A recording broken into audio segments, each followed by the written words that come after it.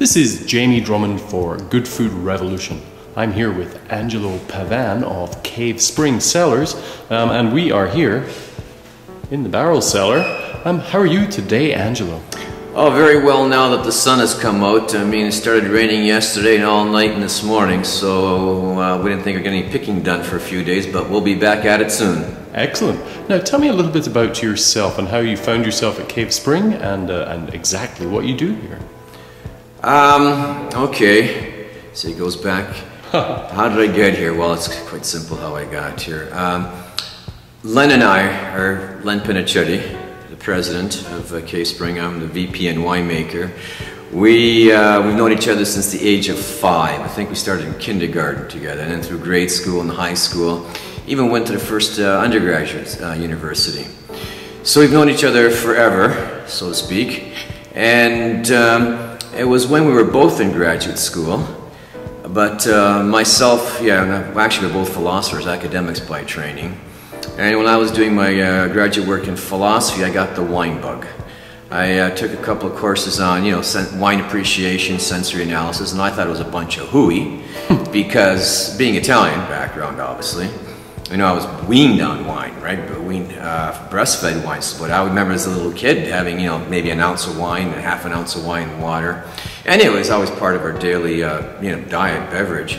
So hearing about this, taking these wine appreciation courses and analyzing wines and stuff, I thought, let's see what it's about. Anyway, long story short, great teacher. And they say about great teachers having an influence on their students. I was so jealous of the first one, how the guy could just go through and identify not just the varieties, like Cabernet Sauvignon, find where's it from, Napa, Bordeaux, how old is it, and so I took some more courses, and then at home I started buying wines. I started buying Premier Cru Burgundies. That was pretty expensive as a graduate student, and I was married. I was already married, had kids at that time. But anyway, so I started, tasting blind, and then making notes, and then going back, over the week and blind tasting to see if I could identify the wines. And from there, it led to a realize that I didn't want to spend the rest of my life in a university teaching. Probably much more fun making wine because I really enjoyed the wine. And I thought, geez, I just can't go and buy this stuff. It's too expensive. Like I really required a tasting for white and red Burgundy. Anyway, so Len had already planted some vineyards at Cave Spring in the 70s.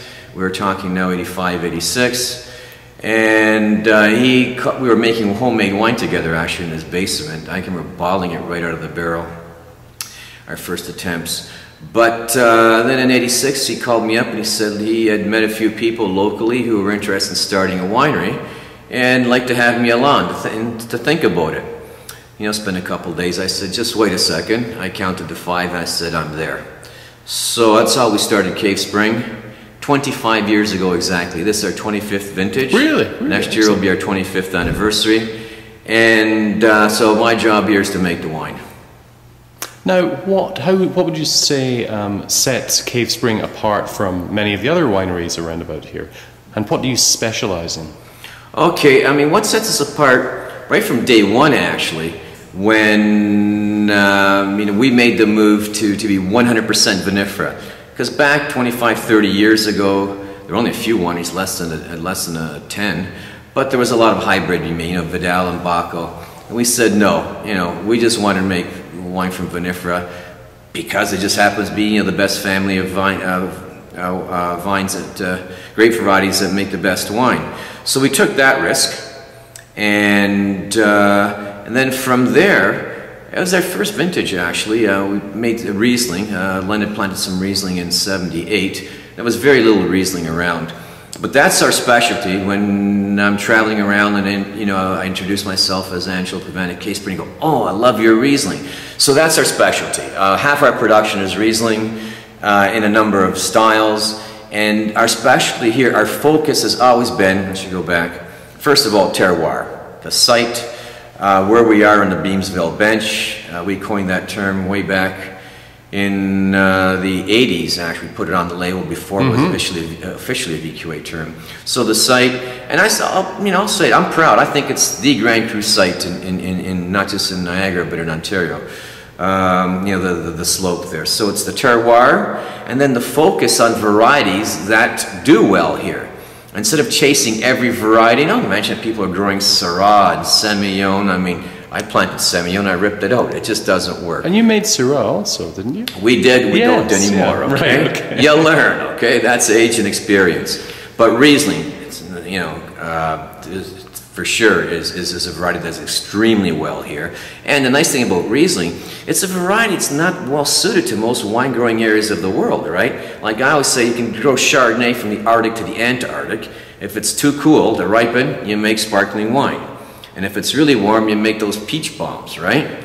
Riesling is, you know, it's very finicky, and our sites here on the bench are great for Riesling. Now, you've also made some rather stellar Chardonnays in your time. What are your thoughts on Chardonnay in Niagara? Yeah, well, that's another one. I mean, Chardonnay, I mean, that's, I guess, when you think of the first varieties, there's a little bit of Riesling, but it was Chardonnay. And it's in question also that you can, you know, we can do very well with Chardonnay. More of a Burgundian climate here, right? So where you're not going to get those fat fruit bombs that you get from the warmer areas. Because of a cooler climate, we can make Chardonnays that really hold up well, that really age well. Let me tell you a story actually remind you about this.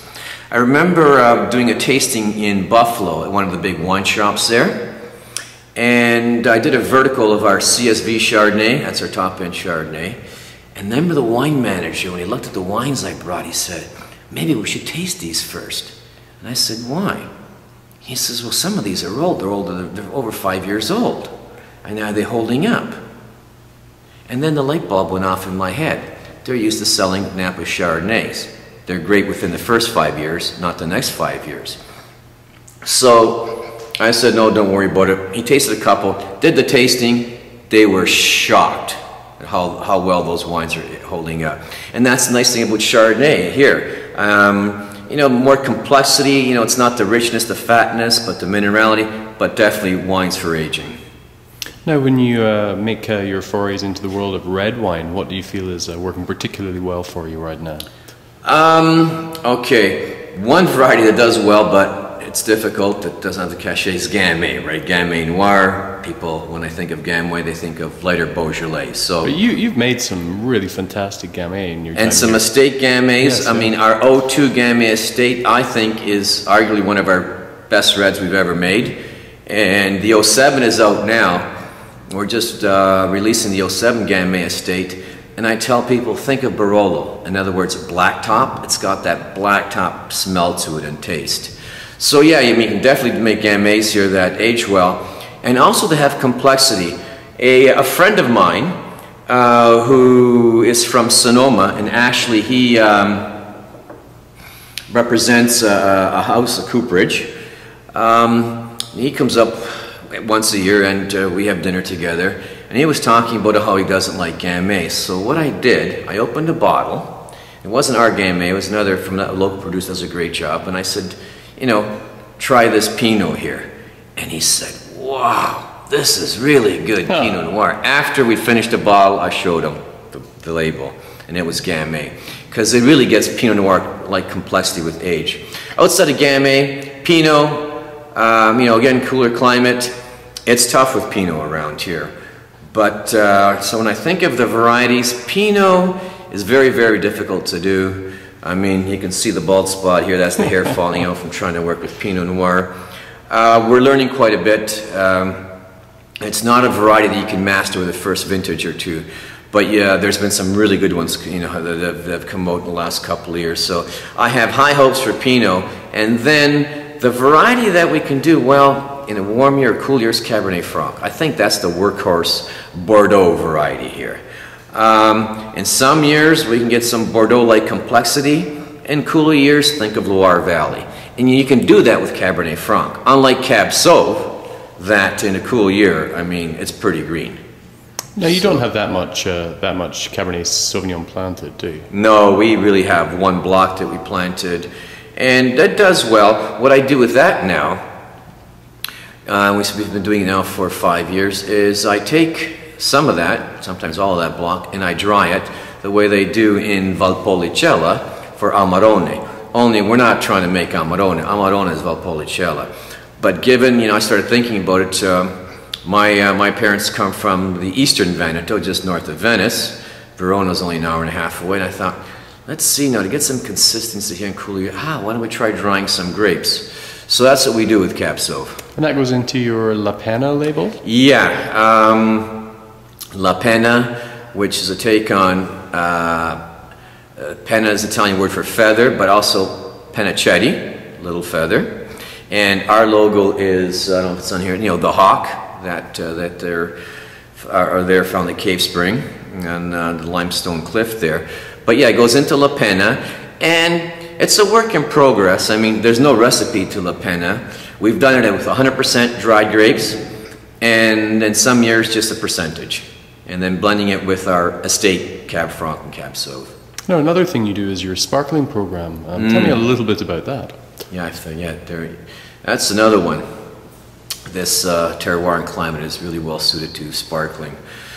Our first sparkler was 2002. It's interesting that there wasn't much sparkling made in the 1990s. There's a few bigger wineries, but now quite a few have jumped on board. It's a great area for traditional method. Our sparkling is traditional, classical method. In other words, fermented in the bottle, not the Charmat.